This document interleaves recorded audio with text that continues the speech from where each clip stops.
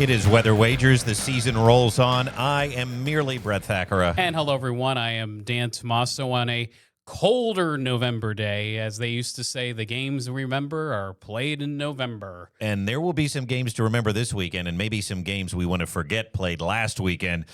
Weather Wagers is everywhere you want to be. We say it every week, but again, you can find us on YouTube, and I know we're getting some viewers on there. You can find us on Amazon Music, Spotify, Apple Podcasts. If you're driving and you want to listen to us, you can also find us on our website, abc27.com, and the brand new ABC 27 Plus app.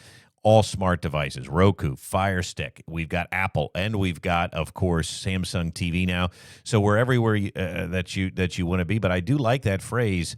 The games you remember are played in November, and we're going to roll, Dan. We're going to roll right into it because last week there was some games that some teams played to remember. I'll tell you, Texas is back, and all of a sudden they're on the outside looking in right now, but they are likely, if they can win one of their last couple of games, a playoff team. They're in. If they win out, they're in, baby. Now, I don't know how they're going to perform against some of these better teams, but we both got them to cover against Vanderbilt last week. They did barely, but they won by 3. They kind of let Vanderbilt come back at the end of that game. Yeah, some garbage time points, unfortunately, for Texas, but a win's a win. You and I were both right on Notre Dame, too. I'll tell you what, it was windy. Notre Dame played well. They didn't cover, though, so I think our money line pick was pretty good. And I want to say, too, you just mentioned Texas's playoff chances. Notre Dame's playoff chances are right there for the taking. They went out there likely in. Let me talk, and we're going to get back to the results here, but let me talk about that because the college football playoff rankings came out, and that was something I didn't have time to make a graphic. I wanted to do that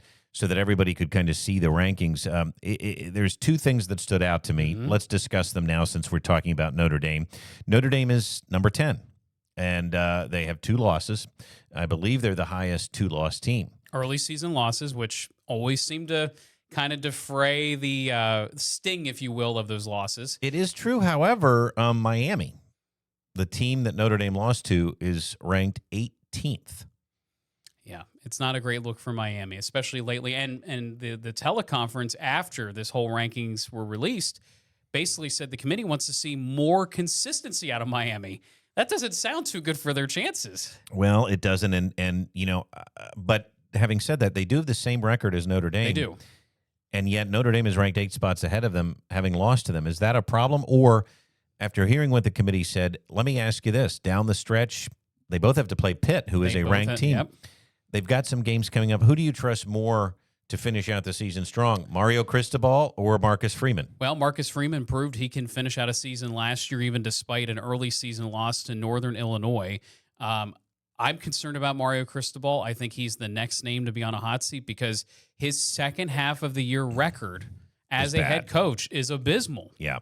I don't think he's going to be in the hot seat this year, but he could start next season on it, and they expect a lot, too. Yes, they do. And he has there's failed been a them. big commitment from boosters. He's failed them in November. Like I said, those are the games not to remember. He has had Novembers not to remember. Correct. And that's why I love that you started the podcast with that phrase. But you know, ordinarily, I'm a big believer in head-to-head, and I'm a big believer in the fact that, you know, these two teams, which are kind of similar, probably shouldn't be separated by this much. I agree with that. But I do think things have a tendency to work themselves out, and if you just go based on trajectory, Notre Dame, probably the better team right now. And again, who do you trust to finish out the season? It's probably Notre Dame. Yeah, I mean, they proved it last year. Again, they had their stumbles early, and they figured it out. If they end up with the same record, though, at the end of the year, this is going to be a problem. If they both end up with 2 losses, Miami kind of has to be put ahead of them. I would think so. But the other, kind of factor in this is, what about the ACC championship game now? I mean, it doesn't look like Miami has a clear path to it. I think they're boxed out, and that's another thing I wanted to bring up quickly,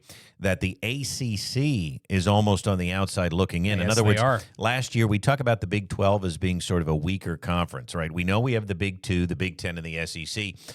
The ACC was still respected for the most part because of teams like Clemson, because of teams like Florida State, even SMU. Those teams taking a step back. You've got the Georgia Techs of the world, the Louisvilles, the Virginia. Virginia's right there. Virginia's number 1 right now in the ACC. They don't have a conference loss because they lost to NC State. Yes, they did. But if you remember, that was not a conference game. Correct. It's this weird, kind of flying they the ointment wanted to keep of the them on the schedule, but it was not a conference game. Meanwhile, the Big 12, okay, you've got Utah at number 13. And then you've got the two big ones, BYU and Texas Tech, who play this weekend. They're in, and that says to me, depending on how this shakes out, the Big 12 might have two teams in. ACC might get one. The ACC might get one, but then which is interesting, right? The whole question is, what is Notre Dame? They are considered an independent, but they play the ACC schedule. Yeah, but that's not going to count. And the ACC. But this was such a sweetheart deal for Notre Dame in this playoff absolutely. whole system. Absolutely. Again, I'm not hating on Notre Dame. Don't hate the player, hate the game.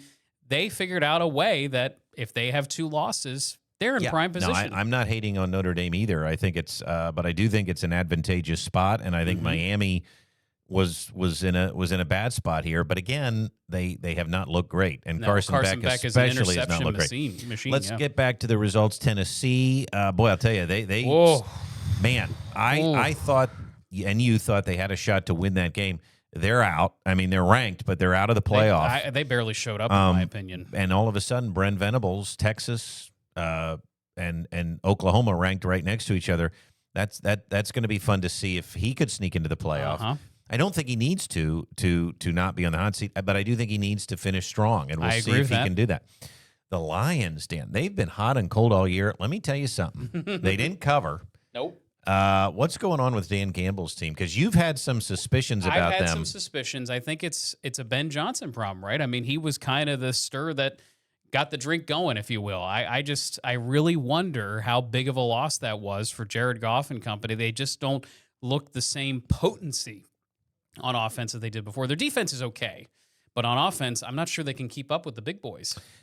It didn't look that way, No. and we're going to see them again this weekend with a pick coming up here in just a bit. Let's talk about the Colts. They did they get exposed this week? Did they? I'm still not bought in on the Steelers, and we're going to talk more about them. But they did lose to the Steelers, and 6 turnovers. The Colts looked rough, but again, was that maybe an aberration? We'll see. Yep. Now, the game of the weekend. This was the game where we all sang "Happy Birthday" to Nick Saban. who was wrapped up in his armchair with a blanket. Brett. Did you see that video posted to Twitter, Miss Terry, telling him to sit up because they were singing "Happy Birthday" to Coach? And he is so obedient to her. Well, aren't you to your wife? Oh yeah, absolutely. But it's so much so, like everything flows through Miss Terry. Well, yeah, and she was wide awake. They were singing "Happy Birthday," and this poor man did not want any part of it. He was watching Patrick Mahomes, Josh Allen. I told you the Bills would not drop this one at home. No, and I still think something is a little off with the Chiefs. Not that they're, by the way, not that they're not a playoff team, and I'm not hating on them. Like, we don't want you criticize a team and you hear it from the fans, right? How Every dare team you? has flaws. How dare you?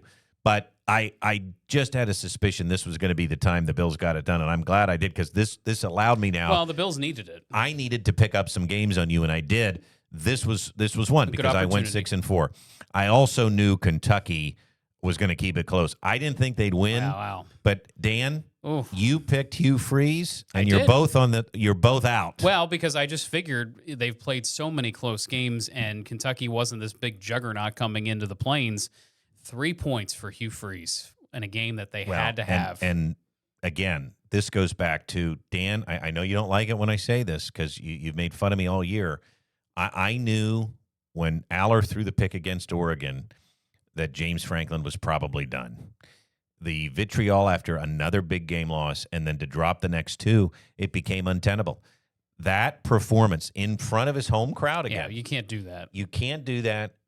And Against the bottom of your conference. The fact that and again, we did that too, right? Yeah. UCLA, Northwestern, bottom feeders. No, Northwestern's having a good year. And UCLA could make a bowl. And they could now, but at the time, right? Right.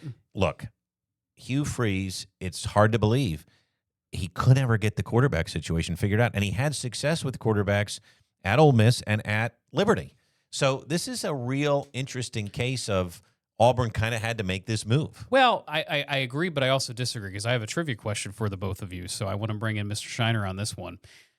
Trivia is there are 3 teams in college football to this point that have not given up 24 points in a ball game. Again, offense usually reigns supreme. So there are 3 teams that have not given up 24 points on the season. We know one, as Penn State fans, has to be Ohio State. So I give you one. Can you guys name the other 2? What is Indiana? Indiana's the second one.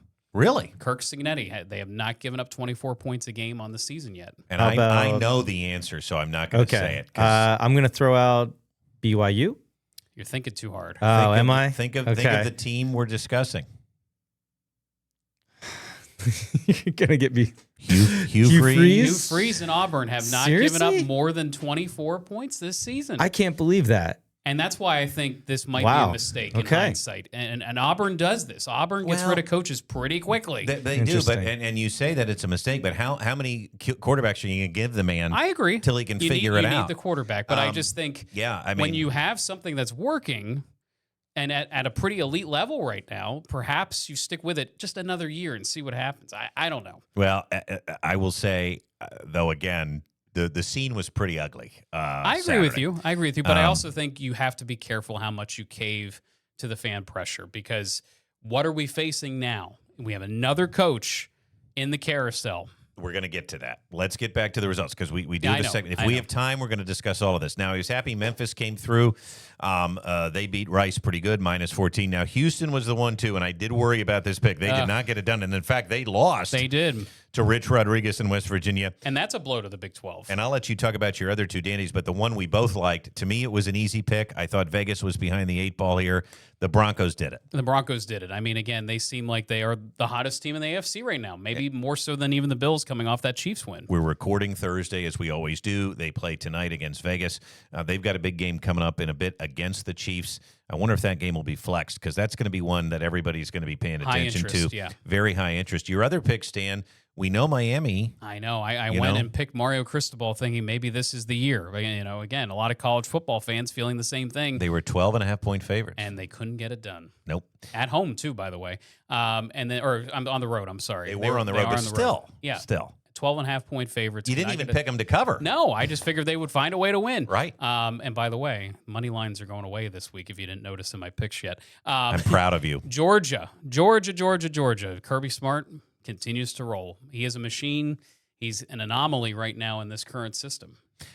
Yeah. And again, though, that team, Florida, unfortunately left for dead. And I shouldn't say that. They I mean, did they kept battle. it close. They did battle. Billy Gonzalez, a buddy of mine and I, and I give Rusty a shout out on this podcast all the time. He said, what are the odds that you fire a coach who's named Billy and the interim is also named Billy? It's not like it's, He doesn't want to be the Billy Goat. it's not like it's Dan. Right. It's Billy. And it's not Billy. just Bill, it's Billy. Mm-hmm. Like, that's the odds have to be pretty low that your interim coach is named And he Billy. seems fiery, by the way. I mean, he might I like be a him. good pickup for somebody. I like him. Okay, so that leaves me at 48-54. Yes, I'm still under 500. You're climbing. And you dropped a bit, so I did. we're close. I'm 4 games back, but I will take it at this point. Well, and there's in a lot the of season. chaos. There's a lot of chaos where you could pick up ground. Well, even in the NFL, I know. I mean, you really just don't know week to week. So, all right, it's time. We're going to get into it. Let's go. It's games of the week. Games of the week. Dan, I'm going to let you take the lead on this because I was busy this week and you found some weather games. Where are we going this Well, week? we're going to the center part of the country, and again, November football in the Midwest can be pretty harsh. You're Now, gonna- it hasn't- hold on. You're going to make me pick Ohio State, Purdue, Well, because of the spread. Wait for this. and the weather. And the weather. So the spread to me is steep. 29.5 points, and there could be a weather factor here in play, whether it's wind, whether it's chill, whether it's rain.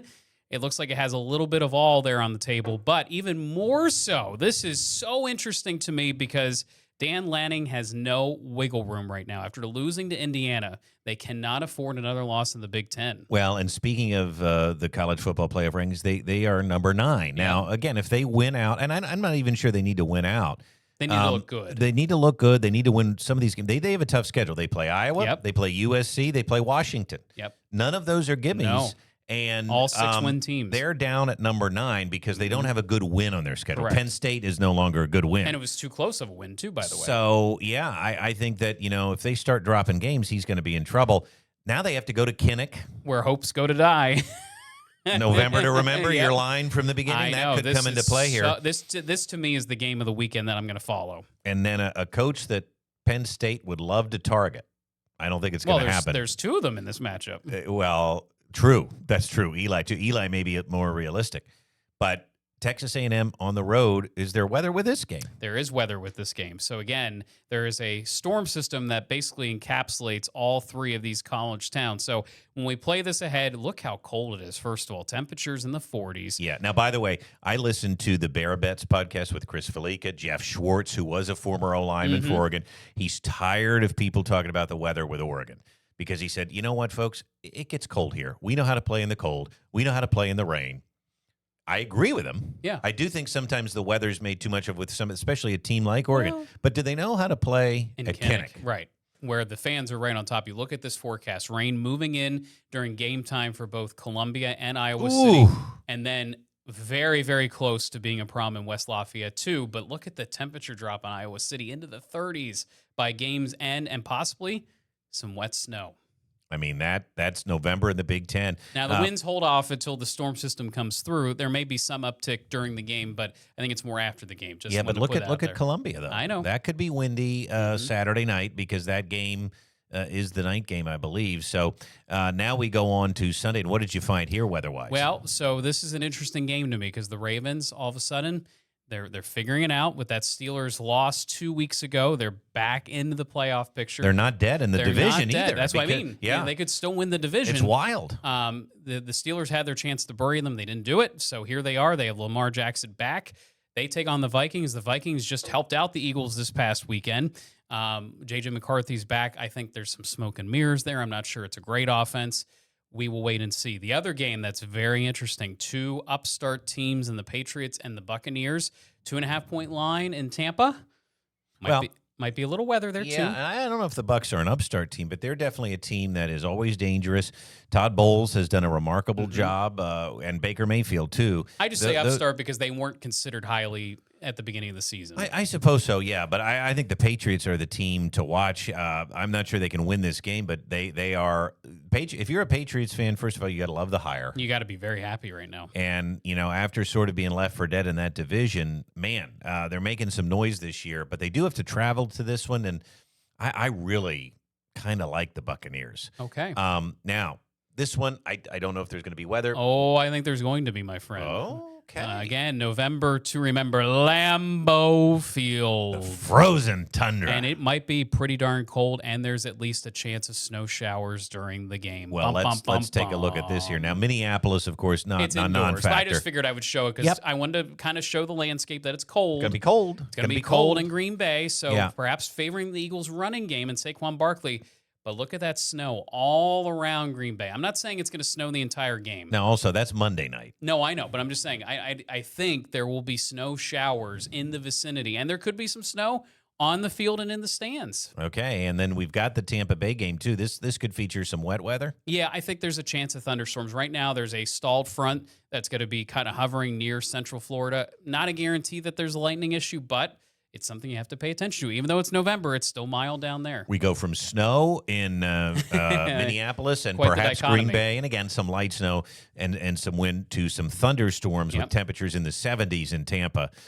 Weather has an impact across the board this week, and you certainly found some games. Florida, by the way, just to kind of put in perspective, this chill that's moving in early next week will likely be in the 50s for highs. So they go from the 70s to near 80 degrees, which is normal, Yeah. to the 50s early next week. They're going to be chilly. All right, let's get to the picks. And I want to bring in Mr. Shiner. You made a noise when we showed you the spread of the Ohio State-Purdue game. Was that surprising to you or what? It's not surprising. Anytime I see the spread and the over-under like within 10 points of each other, I mean, obviously they're really high on Ohio State right And now. very low on Purdue. They should be, and very low. But, anytime you go on the road, you never know if those Boilermakers will get something cooking. Well, but and by the way, too, Penn State gave Ohio State all they could handle in the they first did. half last week. And then it just kind of fell apart once those two wide receivers started going got nuts. beyond the defense, But sure. Well, I don't Purdue- know. It's at that 29.5. That's a lot. But if any Yeah. team can do it, It's it's Ohio Ohio State for sure. And Dan and I, Shiners, you can clearly see, picked them to cover. I mean, Purdue does not have the athletes No. Penn State does. It's just interesting. It's interesting, and there could be some weather, but I'm going to lay those points, as are you. I see how we align here in game number 2. Give me your reasoning. Well, again, Kinnick is a place of horrors, and no matter how good of a team you have, it's a unique environment. The stadium compresses down to the field level almost. I mean, the fans are right on top of you, And I understand Dan Lanning used the whiteout as motivation for the Penn State game. It's hard to keep doing that throughout the season. It's hard to win these road games no matter who you are. And I just wonder, does this come down to a field goal? And keep in mind, Dante Moore is supposed to be unaffected by his, hit to the face or whatever happened in his past game.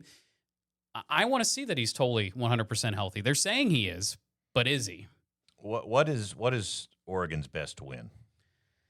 Ooh, it probably is Penn State on the road, don't you think?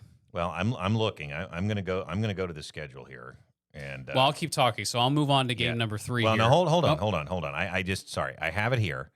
Okay, they opened the year playing Montana State. Mm-hmm. Now remember, they only have one loss. We know that's Indiana. Mm-hmm. It was Montana State, Oklahoma State. Okay, who was not good. They did beat Northwestern. Yeah, and Northwestern is a good win right now. That may be their best win. Oregon State, Penn State, double overtime. They lost at home to Indiana. They beat Rutgers, and they beat Wisconsin 21-7. Wisconsin. Their best win right now, just so that everybody's aware, is Northwestern. So are you intimating that there's a little bit of a fraudulent background here? Well, I'm saying that Oregon was supposed to take a step back this year. Yep. And I think when they beat Penn State at home, everybody started to say, hey, this team can make a run now. This team is good. Dan Lanning's reloaded. He's done well. I do like Dante Moore. But I do think the reality is they're not the same as last year. When you look at their schedule, okay, I don't want to say that they're fraudulent, but my pick stands for itself. I'm picking Iowa to cover. Not even saying that Oregon might lose, but I think it's close, and I think they better be careful. Well, and I think Iowa's biggest deficit is the fact that they don't have a passing game still. Their quarterback is mostly a running quarterback, and he did that very well against Penn State, but they still don't have that vertical threat that, again, Penn State's craving to add to their offense. Yeah, agree, but they found it against us, and they were able to do it again. We let that one slip away on the road, but I like Iowa here to cover because I think it's a big number. So is Texas A&M. And you're believing the hype against, for Mike Elko and that team. This is a different A&M team. I thought about this. I struggled with this. I needed to pick something different to try and get a game ahead. But I think the biggest factor to me is no Bo for Missouri. Well, they're having quarterback problems. Matt Zollers will be in for Missouri. He's a Pennsylvania kid, but he's young. He's inexperienced. And Elko's defense is cooking. His offense is cooking too. I mean, they seem like a very well-rounded team. Now, maybe it goes off the rails this week. Well, and that's the thing. We've talked about this. Here's why. Week to week. And I think you'll respect my reasoning because I respect yours. And I did. This was a pick I struggled with. But I think it's hard to get kids up every single week. There is some distraction there with Mike Elko. Not a lot, but I think there's some. Well, he's not extended yet, which is telling. This is a road game. Mm-hmm. It's late in the year. They probably also know in the back of their head they don't need to win it if they want to make the playoff. They could have a blemish. I'm also not picking Missouri to win. Right. I'm just saying I think they keep it close. Yeah. I think it's a big number on the road. If Bo was there, I hear you. But I think that's a big factor this week. And again, I respect that, and I think that's fair. And when we look at the NFL slate again, Dan, there wasn't a lot I was seeing in your picks that was going to be different. So I kind of had to pick one. We both like the Ravens to cover. I think the Ravens are on the right track. I know. After everyone kind of left them for dead, here they are making a comeback. Lamar Jackson is obviously the wild card there. If he is healthy and can carry them, he could carry a team for weeks at a time. Now, I struggled with this one too. Me too. This was small spread. Small spread. I like the Buccaneers to win by a field goal at home. They're tough at home. And I just think, even though this doesn't really matter as much in the NFL, I think that just the Buccaneers have been playing together more. They've been with Todd Bowles longer. They find ways to win these close games. It's still year one for Mike Vrabel. They got to go on the road. Tampa 2 defense is tough. We've seen it firsthand with the Eagles. Give me the Buccaneers, and you agree. I agree. Now, where we differ once again is with our hometown birds, and Mr. Shiner's wearing his hat for this week. Shiner, do you have a pick before we start on ours? Yeah, I'm going birds all the way. Yeah, me too. I think after what we saw from Love last week, I think the Eagles get on track and take it to them. The Packers are kind of a 500-ish team after what I've seen so far this season. I don't disagree. I don't disagree with you guys at all. But I think Lambeau's a factor. part of the reason why I'm going to pick Green Bay to, again, win by a field goal here, they backed themselves into a corner last week. I don't think they're going to. It's almost a must-win. Right. I think that they're going to come out fiery. The Eagles can afford to lose one. Again, I hate to sound like that. Yeah, there's room for error, absolutely. But, again, the Eagles are not a perfect team. We've seen some of their flaws. I like Green Bay on the frozen But you know what I tundra like here. to see, even though it was the Giants, the Eagles found something up front in their last game. And I just They wonder did. if They they did. Yep. find it again and get the run game going and kind of take over the game like they did a lot of points last year. But I do think sometimes, and this is where the NFL gives you fits, right? You look at that game last week and you think, oh, my gosh, the Green Bay let Carolina work them. This game is going to be an easy win for the Eagles. I don't it's think hard so. to say. That is hard to say. I think Green I Bay is agree. going to come out motivated and take this one. Now it's time to go to our segment that, a game nobody's talking about, nobody's looking at. It's a lower tier game, especially if you're one of those people that loves the NFL, right? Well, listen, we're people that love college football, and we're going to try to pick a game and find a game that not a lot of people are talking about. So let's go under the radar here. Under the radar. And this one's Friday night, Dan. We'd looked at several games for this, but we're going with the American Conference. This is going to have American Conference implications. It's going to have college football playoff implications. Yes, it will. And it's going to have coaching carousel implications. Both of these guys are up for jobs. You've got John Summerall at Tulane. You've got Ryan Silverfield at Memphis. Tulane got their doors beaten in last week. Which was shocking against UTSA. You think they were maybe distracted by some of the rumors? 100% they were. Well, Memphis is at home, and they're favored by 3.5. What do you think? Well, I happen to like the home team in this, and I think there is a distraction with John Summerall because he's being mentioned for every SEC job. He's kind of like the poor man's Lane Kiffin. That's no offense to John Summerall. You're right. Well, he's not as rich as Lane Kiffin, so you're right. But the fact that his name is everywhere, it has to be a distraction for the team because they probably think to themselves, well, how much longer is he going to be here? He's a hot coach. By the way, And he's a Southern guy. Speaking of hot again, did you see Lane's tweet this week? We talked about the hot yoga last week. He tweeted out I didn't see this one. a picture of his Halloween costume. And he is, he's holding a bloody knife, and he's got a shirt that says Curiosity, okay? And then he's got a nice lady, that is she's got kitty cat ears on and a black tight suit. Now, by the way, when we saw this watching college football on Saturday, we thought, here he goes again, right? Lane looks like. Now, we could not figure out what the costume is. Oh, my. I just saw Shiner, it. you can show that. Go ahead and show it on the camera here. No. Just pull up your camera. Oh. Yeah, pull up your camera. You can just show the picture because this is out there.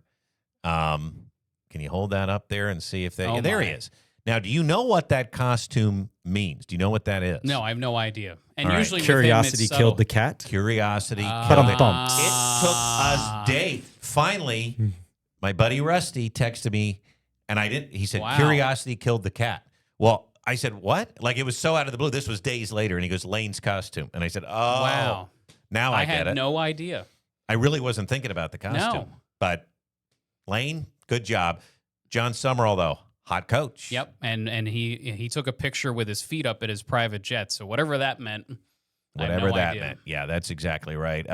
Let me talk a little bit more about this game, Dan. I want you to look at our graphics over there because one of the things, too, about Memphis is, they were able to come out and they were able to beat down Rice in a game that I had heard some people sort of picking an upset with, that because Memphis was distracted and they had to go on the road, that maybe Rice was going to be able to keep it close. They didn't. Memphis was one of those teams that came out and they looked the part. If they continue to win, and remember, they beat Arkansas. If they continue to win and end up in the American championship game, I think they have a chance to go to the playoff. South Florida's not dead yet. Tulane, not dead yet. Any one of these teams that can get on and win the American, they're going to have a shot. So that's what makes the playoff here very interesting. Shiner, let me bring you back in here as we talk about this stuff. And you saw the tweet from Lane. what's he thinking right now? I mean, he's going to be making a bag somewhere, is he not? I think Lane is just the troll of all trolls. Is he not? Like, I mean, I agree with that. But he's fun though. He is fun. right? I'm not saying he's a bad troll. I think Lane will do anything to keep Lane in the spotlight. And because he's already being talked about quite a bit right now, because, Ole Miss is doing their thing. They're not a perfect team, but definitely having one of their better seasons right now. And with his name all over the place here, I think he just wants to remind everybody that, hey, I'm good old Lane, and I like to get my name out there as much as possible. Well, and again, if we have time coming up, we're going to talk more about the coaching carousel. Great take, and let's get into my best bets this week. Time now for Brett's Best. I studied the board hard here, and again, we didn't talk about these. Nope. So let's bring on my best. And, I did okay last week. I went 2 for 3. Let's talk about the Penn State game because Indiana travels to Happy Valley. This is big noon on Fox. I don't think it's big at all. There's no reason to not lay the points here. And it's not so much about Penn State, although, again, I don't want to say they've quit. I don't think that they have, but I also the reality is I don't think they're very good. And I also am not sure they know how to draw up an offense. They also are down to their backup quarterback. Well, you could throw Liam Clifford into some trick plays. Well, yeah, exactly, and that's my point. Yeah, I agree with you. I think it's Kirk pathetic. Cignetti loves to embarrass his opponents. Penn State gets embarrassed Saturday. I will be putting on. I'm in the middle of binge watching Stranger Things. Have you heard of this show? Everybody has, right? I haven't watched it, but I know about it. Well, I will be probably watching Stranger Things by the middle of the second quarter. Indiana minus 15. Lay them all. And we have to listen to the Fox crew once again, 2 weeks in a row. Yeah. It just makes my blood boil. The points. Lay them all. Now, this one, big one, also at noon. I would say this is big noon here. I was going to say, I don't think you're watching Stranger Things. I mean, you might switch game to game here. Say BYU at Texas Tech. Texas Tech is a 10-point favorite. Now, again, I know they're at home. I just think BYU never gets any credit. They're finally getting some credit from the committee. They are ranked in the top 10. This is a top 10 matchup. Game day's there. They're in Lubbock. I think Kalani Sitake should get some calls from some bigger schools. I don't know if he's going to leave BYU, but I think he's found a home there. I agree with you, Dan. But I'm just saying, if I'm one of these schools, I call him if I need a coach. Well, okay? and I think it's just so interesting. Texas Tech could still have this storybook season. They were so hyped coming in, but BYU is a force. And Tech has had issues here and there. Yep. Again, I don't think they're a perfect team. 10's a lot of points. I like BYU. Not necessarily to win, but to keep it close here. Interesting.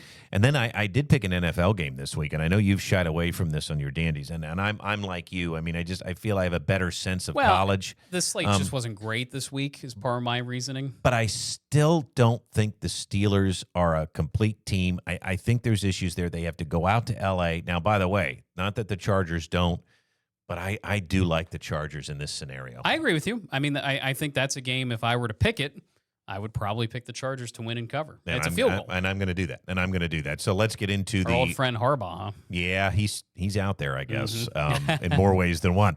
Let's get to the Doppler Dandies, and you tell me what you're thinking here, okay?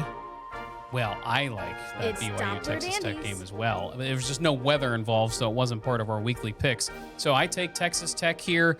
I like their chances at home. Again, weather's not a factor. We got this far in the podcast and didn't mention one of the biggest games of the weekend. Well, because it's not anymore. I mean, LSU fired its coach. Bama's on a roll. There's no way There's LSU. still a ton of talent at LSU, though. I know. And if I was picking this game, I'd take them to cover. Interesting. That's why I thought Alabama 10-point favorites in this game stinks to me. Stinks just a little bit. Didn't too you much. pick them to cover, though? I did, but I think it's, well, then what are you talking about? I just if think, it stinks, you should pick LSU, baby. Well, if I knew more about their interim coach and knew how they're going to play, I'll tell you. I just people heard, like him. Let me say that I just heard a podcast. Somebody was talking about Frank Wilson. Yeah, that's his name, Frank. And he is like the Not Terry named Brian. He's like the Terry Smith of LSU, only probably even more important. And I heard that they are going to play for this man, and maybe play with better. The cancer out of the building, so to speak, because I think there was a lot of people that were very turned off. Do we by know Brian who's Kelly. calling plays though for them? I don't think I do know. No, I don't, because they got rid of fired their Jerry old coordinator. Sloan, Yeah, right? but just maybe was- expect them to come out, and it was Joe Sloan. Oh, Joe Sloan. But do you? I've never heard of a story like this before. Apparently, he was eating right before the half when he was calling plays. Well, I mean, when I eat during daybreak when I'm given the forecast, Well, when you're given the forecast, sure, but when you're calling plays in the red zone, and I shouldn't say, well, I'm giving when I'm not on the Right, air right. in our show, Right. I'm but apparently he was eating, and that was caught on camera. I mean, you're having a little snack, you're drawing up a play. Well, he's unemployed currently. He's got a lot of time to eat. Yep. But with Brian Kelly gone, I do wonder if they're going to in other words, I think James Franklin was loved by his players. I agree. Not sure that was the case in Brian Kelly. Two different dynamics there. Now, Penn State has not won another game, so it hasn't helped and them. Terry Smith at times has looked like he can't handle the head coaching job. Correct. So we're going to see about Frank on Saturday. Nebraska, UCLA. This is an interesting one. Nebraska played better than I actually thought they would, but they were at home. They still lost, by the way. Now they have to go on the road to a kind of resurgent UCLA team, although they just got their doors blown off by Indiana. Having said that, again, everybody is, and Penn State probably will too. Right. Matt Rule finally get a win here? No. I think Matt Rule is going Cooked to well for the year? I have a bad feeling about this team because now you have to bring in a freshman quarterback. Dylan Raiola is out for the year, broken fibula, and they did not look very well healed on offense once he was out of the game. You raise a good point here. They are now down to their backup. Yep. They have to go out there. UCLA still has Nico. 1.5 seems a little low. Seems a little low, but I guess everyone saw the game this past week. And, I think part of it is what side of UCLA do you trust? Yeah, but I in this situation, I probably would have said 3.5, maybe At least 3.5. So I think Vegas is behind there, which is interesting. So, all right, final picks time. Let's do it. Final picks. I think we're, again, similar on a lot of these, more than we're different, but we have enough differences that, again, if they go one way, you could continue your lead. If they go the other way, I may catch up. We're both laying 29.5 against Ohio State. I know it's a big number, friends, but until they prove they can't do it, lay them. Lay them. Iowa. Oops, I clicked. I got you. I clicked. Oh, my clicker, Dan. I'm going crazy. Let me do it. Let me do it. Let me do it. My goodness gracious. We're laying Everyone the needs points. an assistant. Yes. I got clicker happy. Iowa, we are picking. We're taking those points. We're not laying with Oregon. It's the Kinnick magic. Yeah, 6.5 is a big number. Now, here's one we differ on. I'm going to take the 7. You're going to lay the 7. Yeah, I'm going to lay the 7 just because I am so impressed with Texas A&M, and I think the backup quarterback factor again from Missouri looms large. I'm nervous with this one. I'll Okay, admit. We okay, both are laying the 4 with the Ravens, and we're both laying the 2.5 with the Buccaneers. I'm fine with that. We're differ. I'm a Birds guy, but I pick with my head, not my heart. Okay, I think Green Bay backed themselves into a corner by losing to Carolina last week. it's a must-win. I think they can win by a field goal here against the Eagles. I do, because I don't think the Eagles are perfect. I do think they're the best team in the NFL, though. I think they're the best team in the NFC and in the NFL. I agree with that point there, and that's why I pick them in even the harshest circumstances in Lambeau Field. We both like Memphis to cover and win. I just think for a home game with Memphis on a Friday night, that is a fun under-the-radar game. It's a small spread. Is there we're both going against hot coach John Summerall. Is that a problem for us? Because, I mean, Ryan Silverfield's at home. He's a hot coach. We're laying the points here. Summerall could be announced. If they lose this game, he could be a head coach within weeks. Well, he could, and Auburn is the landing spot there potentially. All right, I'm laying those points with Indiana. Sorry, Penn State fans. Yeah, you love doing this. Well, no, I know, I understand. what do you want me to say? We're not. I think some people were pretty nervous though at halftime last week that Ohio State was not going to cover. Well, I never had my doubts it there worked either. out. BYU plus 10. 10's a lot. And I think BYU's better than people give them credit for. I hope I don't have egg on my face next week. And then the Chargers, I think they can beat the Steelers at home by 3 or more points. Dan, we do differ on the Texas Tech game. Yeah, Kalani Sitake, as much as I like him, he seems to, again, have trouble. The Mario Cristobal issue of trying to get through the entire season. This is a tough road game. Texas Tech has been much ballyhooed. This is the time to show me. Show me you belong. They've got an expensive roster, as They Mike have a Gundy very would say. expensive roster. Indeed, Yeah. they do. Alabama, also an expensive roster.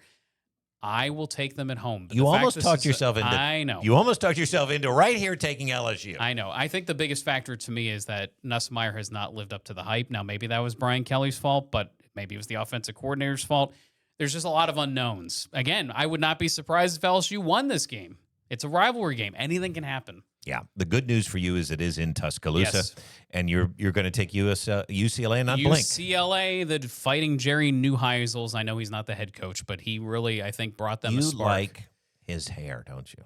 That flow, that lettuce. I wish I had some of that. I mean, it's really gorgeous. Now, if his dad is any telltale sign, it doesn't last too much longer in his life because his Rick dad would has agree with lost you a on lot that. of hair.